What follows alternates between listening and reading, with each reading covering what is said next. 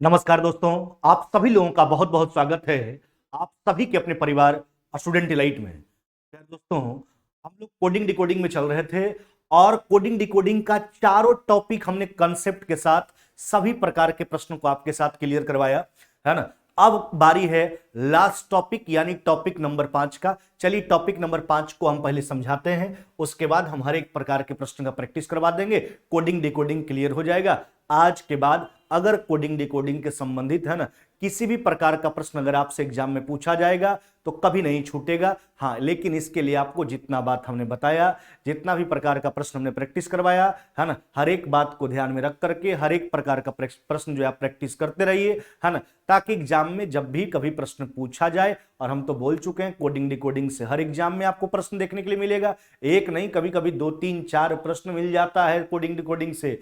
इसलिए बहुत होशियारी से हमने इसको पढ़ाया और बारीकी ढंग से आपको समझाया, कंसेप्ट सिखाया कैसे क्या करना है, जिसमें आपने देखा होगा कि हर एक लेटर का पोजीशन उतना ही याद रखना जरूरी है जितना रीजनिंग पढ़ना जरूरी है ना। और हर एक लेटर का विपरीत अक्षर अगर वह तो नहीं याद है तब तो कोई दिक्कत नहीं, 27 में से घटा के निकालने के लिए आपको सिखा दिया गया है।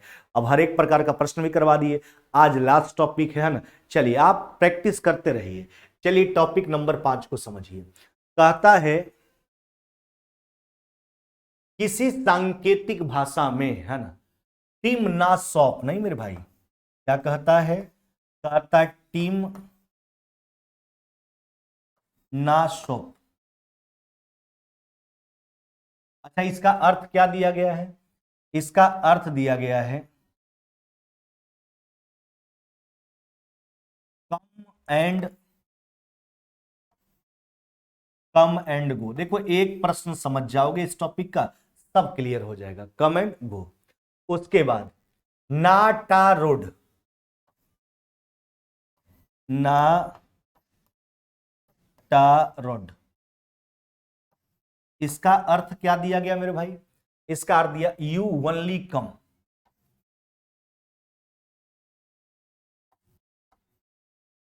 You only come.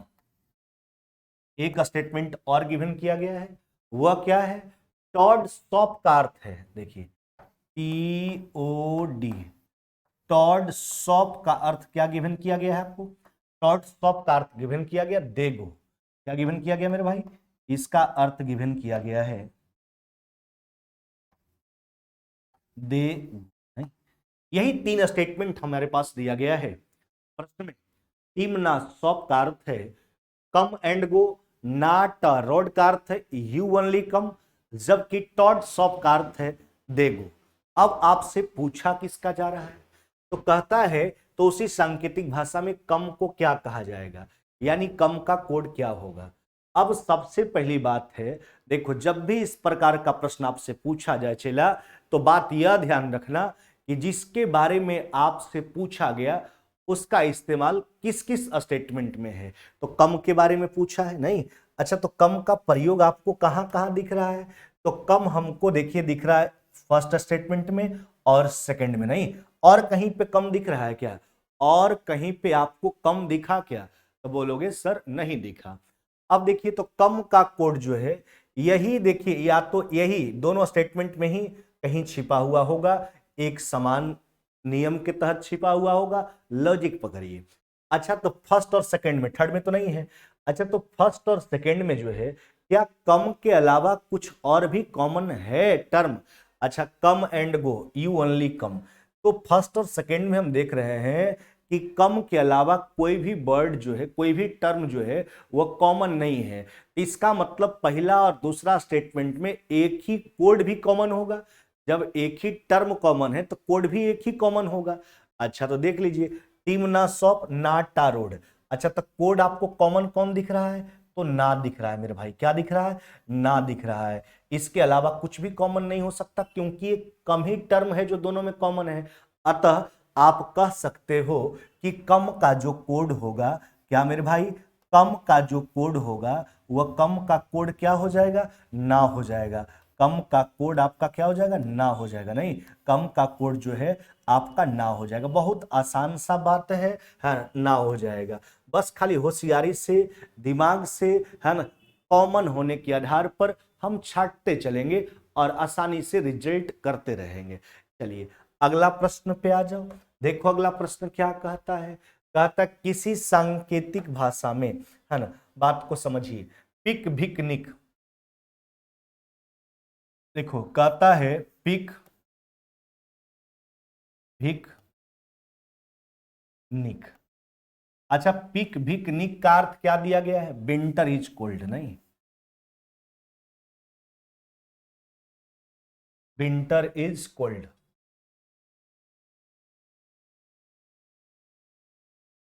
Winter is cold. जबकि टू निक आर्क का अर्थ क्या दिया गया, देखो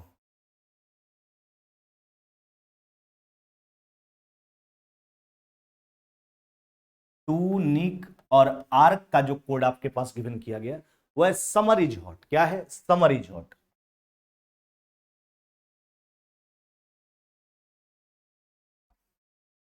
समर इज हॉट। चलिए उसके बाद देखो आर्कथोपा का क्या अर्थ है। हाँ, आर्क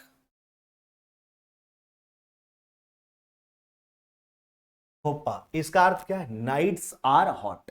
नहीं, क्या है मेरे भाई, नाइट्स आर हॉट।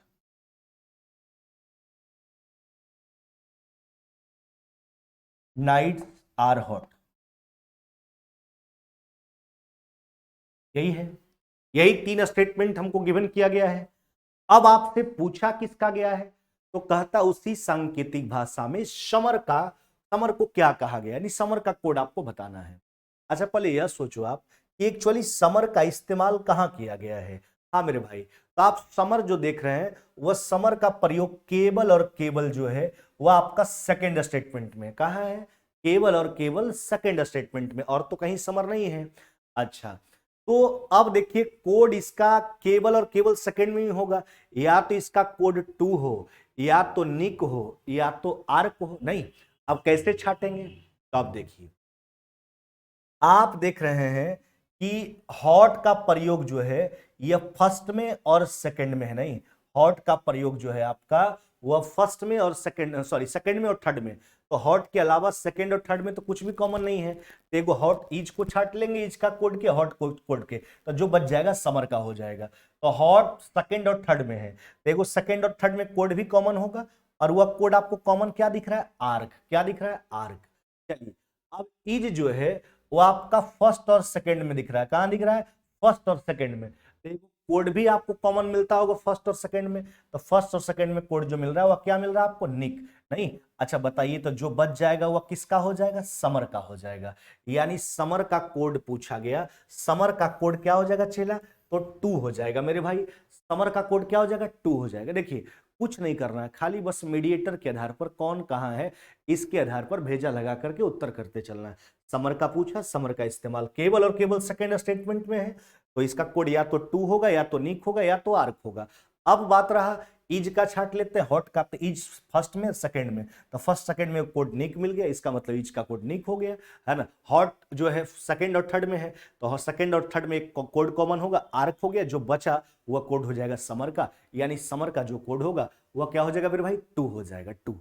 चलिए अगला प्रश्न पे आते हैं। देखो अगला प्रश्न कहता है 4 नंबर, 3 नंबर आसान है, सब छोड़ दिए हैं कुछ कुछ प्रश्नों को। चलो, कहता है किसी निश्चित कूट भाषा में अल्फा बीटा फाई। देखो alpha beta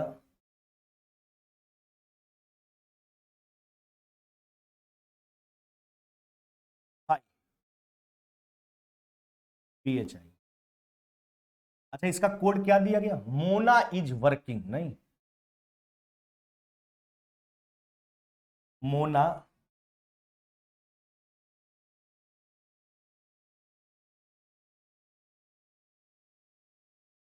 Mona is working. और आगे सोचिए, फिर कहता है phi kappa theta.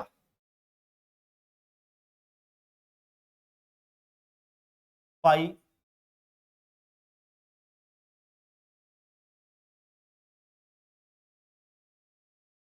Kappa theta, T H I T A, phi kappa theta. अच्छा, इसका कोड क्या दिया गया? अमिता ऑन वर्किंग, नहीं, Amita on working, Amita on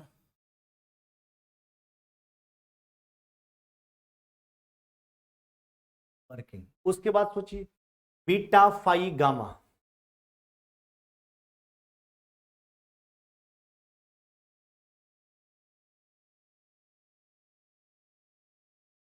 beta phi gamma,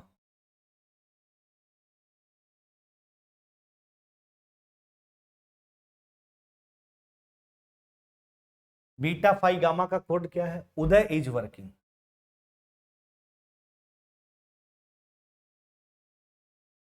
Uday is working.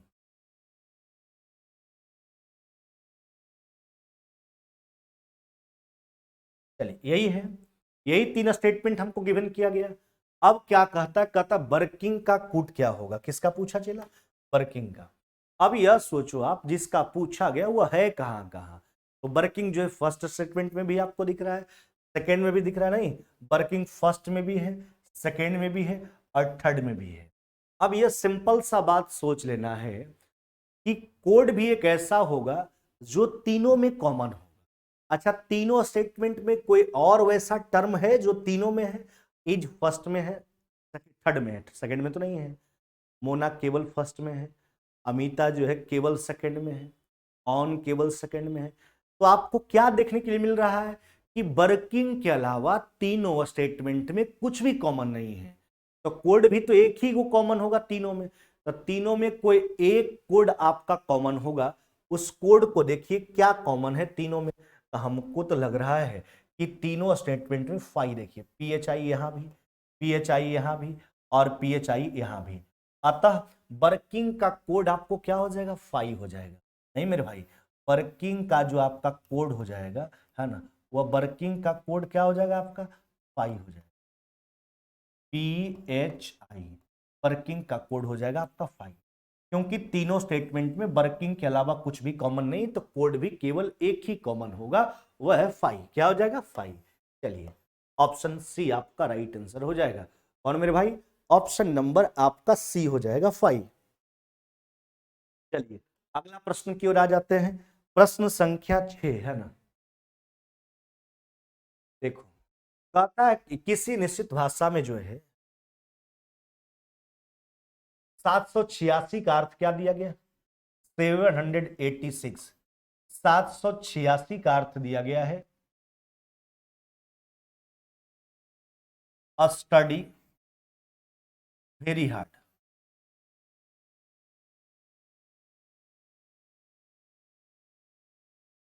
Study very hard. 958 का अर्थ है हार्ड वर्क पेज। 958 का अर्थ क्या है? Hard work page.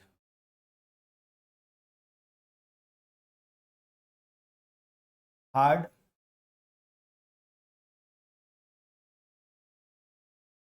Work page.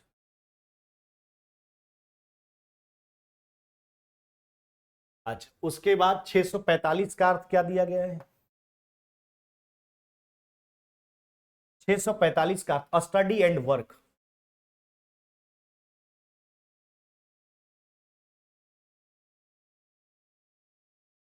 Study and work, यही है तीन स्टेटमेंट। अब एक्चुअली आपसे पूछा क्या जा रहा है? कहता वेरी का कोड क्या होगा?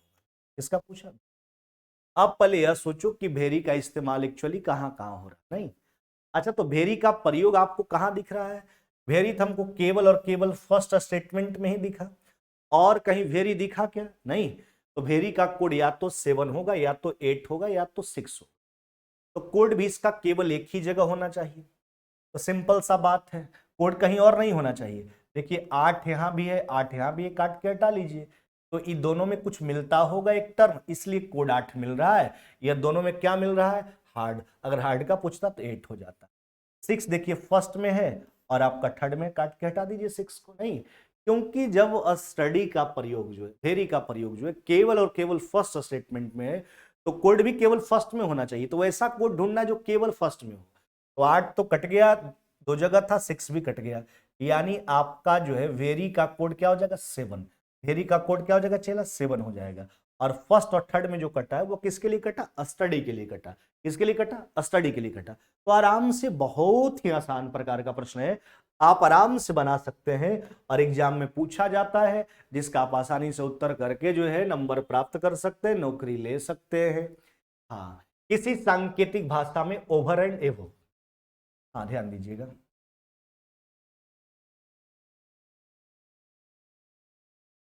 ओवर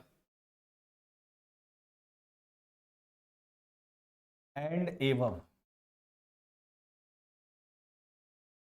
अच्छा, इसका कोड क्या दिया गया, डा पाटा।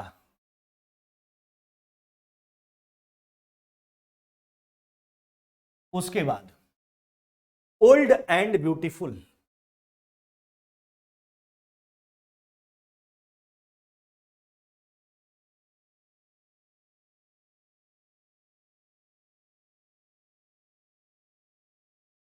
ब्यूटीफुल, इसका कोड क्या दिया गया, सा ना पा, नहीं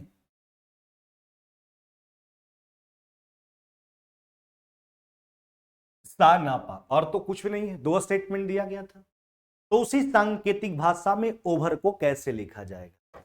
अब यह सोचो कि ओवर का इस्तेमाल एक्चुअली कहां किया गया। ओवर जो है वो आपका केवल और केवल फर्स्ट में है, नहीं, केवल और केवल फर्स्ट में है, और तो कहीं ओवर नहीं है। अच्छा, तो ये दोनों में और क्या मिल रहा है, यह दोनों में मिल रहा है एंड।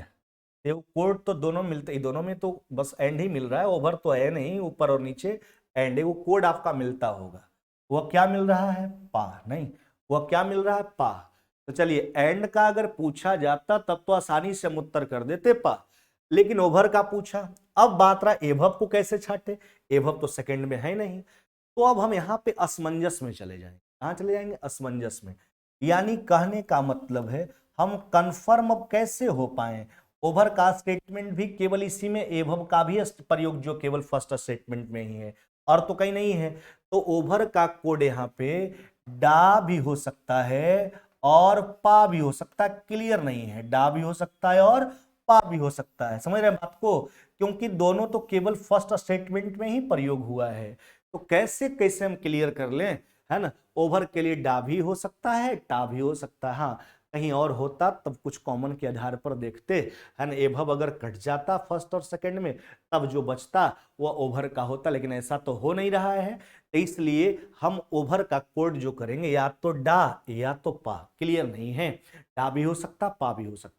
तो ऐसा ऑप्शन तो अभी गिवन किया गया है, ऑप्शन नंबर डी। हाँ मेरे भाई, लेकिन बात को समझो, अगर ऐसा ऑप्शन नहीं दिया जाएगा तो एक बात सीधा ध्यान रखना, एक ऑप्शन आपके पास होगा, वह क्या होगा, कांट बी डिटरमाइंड।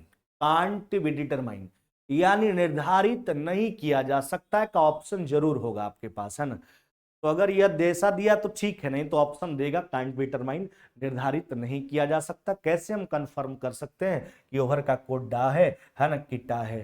तो अगर ऐसा दिया तो ठीक है, आइदर और का केस बना करके, नहीं तो उत्तर एक ऑप्शन में लिखा होगा कांट बी डिटरमाइंड या निर्धारित नहीं किया जा सकता, उस स्थिति में उत्तर वही हो जाएगा। चलिए अगला प्रश्न पे आते हैं। किसी निश्चित कुट भाषा में 256 का अर्थ था, देखो 256, 256 का अर्थ क्या दिया गया, you are good, you are good. उसके बाद सोचिए 637 का अर्थ क्या है,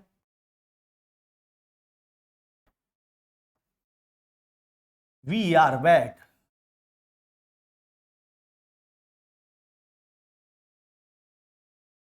उसके बाद 358 का क्या अर्थ दिया गया है, 358 का अर्थ क्या दिया गया मेरे भाई, 300 गुड एंड बैड, नहीं, 358 का अर्थ क्या है,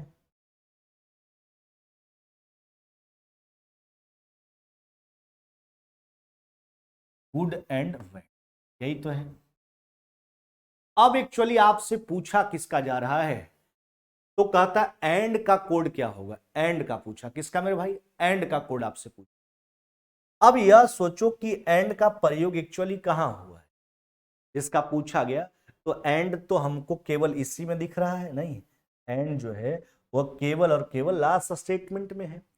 तो छाटेंगे गुड का और बैड का कोड छाट लेंगे, जो बचेगा वह एंड का हो जाए, क्योंकि एंड का प्रयोग वही है। तो आप देखो गुड जो है वह फर्स्ट और लास्ट में आपको मिल रहा है, गुड फर्स्ट और लास्ट में, इसके अलावा और कुछ भी कॉमन नहीं है। तो फर्स्ट लास्ट में कोड है आपका 5, उसको काट के हटा दीजिए, वह गुड का कोड हो जाए।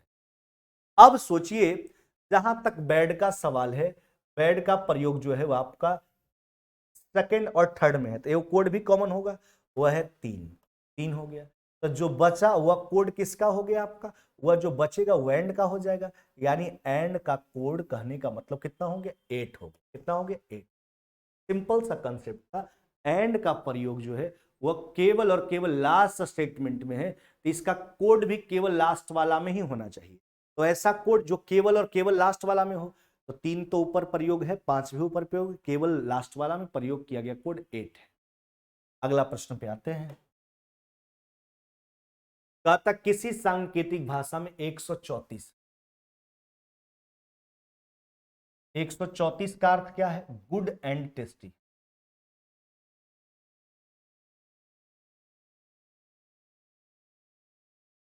Good and tasty. आगे सोचिए थोड़ा। फिर कहता 478, 470, इसका कोड क्या दिया गया है, सी गुड पिक्चर्स।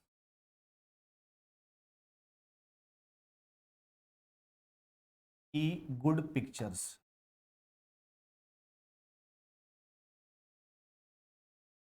सी गुड पिक्चर। उसके बाद 729 का अर्थ दिया गया है, 729 का, पिक्चर्स आर फेंट।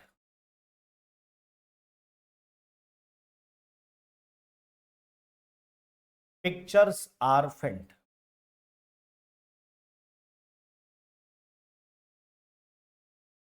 पिक्चर्स आर फेंट। अब हमसे क्या कहता है, कहता है सी का कोड आपसे पूछा जा रहा है। क्या मेरे भाई, कि सी का कोड क्या हो, सी का कोड। अब सोचो सी का इस्तेमाल कहां कहां है, हमको तो दिख रहा है सी जो है केवल और केवल सेकेंड स्टेटमेंट, और कहीं सी दिखा क्या, नहीं दिखा। तो गुड को छाट लीजिए, तो गुड फर्स्ट और सेकेंड में, ये कोड मिलता होगा, 4 काट के हटा दीजिए। पिक्चर्स को छाट लीजिए फर्स्ट और थर्ड में, ये कोड मिलता होगा, 7 काट के हटा लीजिए। यानी कहने का मतलब है कि सी का कोड कितना हो जाएगा, 8 हो जाएगा। क्या हो जाएगा मेरे भाई, सी का कोड जो है आपका वो क्या हो जाएगा, आपका 8 हो जाएगा। क्या हो जाएगा, 8 हो जाएगा। सी का कोड क्या हो जाएगा, 8 हो जाएगा। तो यह था आपका टॉपिक नंबर 5, और हमने पूरा कोडिंग डिकोडिंग जो है 8 क्लास में आपको कंप्लीट करवा दिया गया। और हम ऐसा उम्मीद करते हैं कि आप इसको पूर्णतः बढ़िया ढंग से सही से कॉपी पर मेंशन कीजिए, कंसेप्ट जो बताया गया कंसेप्ट को लिखो, जितना भी प्रकार का प्रश्न आपको प्रोवाइड किया गया हर एक प्रकार के प्रश्न का प्रैक्टिस कीजिए। अगर किसी भी प्रकार का कोई भी प्रश्न में दिक्कत आए तो कमेंट के माध्यम से हमसे पूछे, टेलीग्राम चैनल के माध्यम से पूछे, फोन नंबर है, दोपहर में बात करके पूछ लीजिए। थोड़ा बहुत अगर परेशानी है तो हर समाधान है आपके पास। कहीं भी थोड़ा कतई परेशानी हो लगाइए, हाँ सर फलना नंबर क्वेश्चन बता दीजिए, हम जरूर बताएंगे आप, है ना। लेकिन आप उतना तत्परता के साथ मेहनत कीजिए जितना हम कर रहे हैं, और बाद बाकी हमारा काम है आपको मेहनत करवाना। लेकिन आप तो, हम बोले ना भाई कि ऑनलाइन ऑफलाइन फर्क होता है, इसमें हम आपको कैसे बोल सकते हैं, डांट सकते हैं, इसमें हम आपसे बहुत दूर हुआ करते हैं। बस यही कर सकते हैं, आपको समझा सकते हैं, बुझा सकते हैं। आपका ईमानदारी, अगर आपको नौकरी के प्रति जो है ईमानदारी है तो बिल्कुल आप करोगे काम सही ढंग से, और पढ़िएगा बढ़िया ढंग से, तो होगा ही, कंफर्म है ना। लेकिन उसके लिए ईमानदारी से पढ़ना होगा। तो आज हमने पहला चैप्टर कंप्लीट कर दिया कोडिंग डिकोडिंग। अब अगले क्लास में अगला चैप्टर का आगाज। जय हिंद, जय भारत।